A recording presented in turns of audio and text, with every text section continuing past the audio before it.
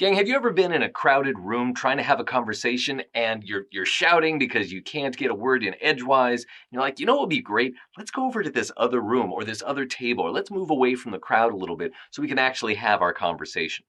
Well, gang, the crowded room is the 2.4 gigahertz bandwidth, all right? That range has a lot of noise. There's 802.11b, there's 802.11g, there's 802.11n, and of course, there's all the ambient 2.4 noisemakers that might be out there, microwave ovens and Bluetooth and the 2.4 gigahertz cordless phones. There's so many things out there. So what we might like to do is for dual band supported clients, steer them toward the 5 gigahertz range. Now remember, out of our 802.11 specifications, which support dual band, right? You got A, that's 5 gigahertz. You got B, that's 2.4.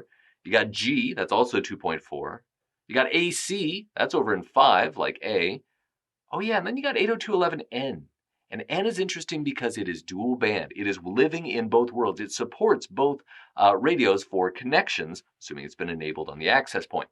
So what I can do is I can use what's called band steering or band select to make sure that my clients prefer to work at the 2.4 gigahertz range rather than work at the 5 gigahertz range rather than the lower 2.4 gigahertz range. We do that by ignoring the probe requests, suppressing the probe requests that are coming from the 2.4 gigahertz range so that they are effectively not there. They're not functioning. And instead, we connect based upon the 5 gigahertz connection.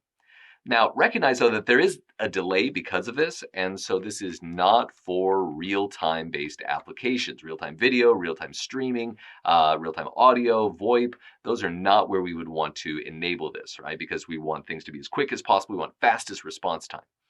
So this can be configured, of course, centrally in our wireless LAN controllers, and in our converged model, we'd be seeing that here on the Catalyst 3850 or 3650. So what might we be configuring, all right, in this environment? Let's take a look. We can see here that we have a couple things called the cycle count and the cycle threshold. So those work together. The cycle count, that's the number of times that a particular client probe at the 2.4 gigahertz range is suppressed, it's ignored. The cycle threshold tells it how often we should expect the probes to come in from a particular client. This is defined by default as being 200 milliseconds. If you have a different set of clients that probe more or less frequently, or it's been tuned in a certain way, you may need to change that. Then you've got a couple of age out values. And again, age out values is where we are kind of, this determines when we can do a reset if necessary. So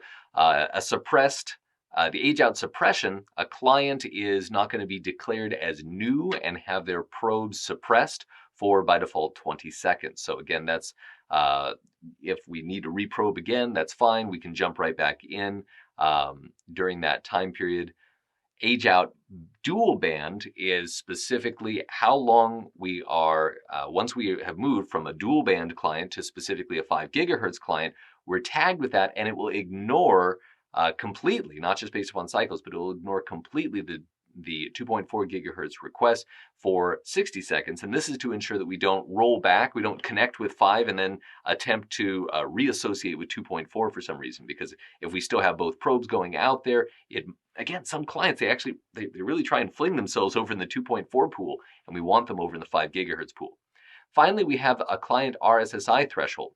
And the idea here is that if that RSSI is too low, then we will actually go ahead and drop the whole dual band thing. It was like, whoa, your RSSI is so weak that we just need to try and get any connection. And remember, 2.4 typically can go a greater distance with a better degree of consistency, right? As a lower frequency range, distance is usually a better. It can work through walls and things like that often a little bit better.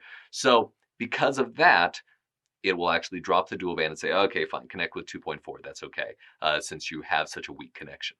So these are the settings that we get to by going to configuration, to our wireless configuration, and under advanced, selecting band select. But notice down at the bottom it says, but you actually configure it per VLAN. This is setting how it'll operate, but we haven't answered the question, when will it operate?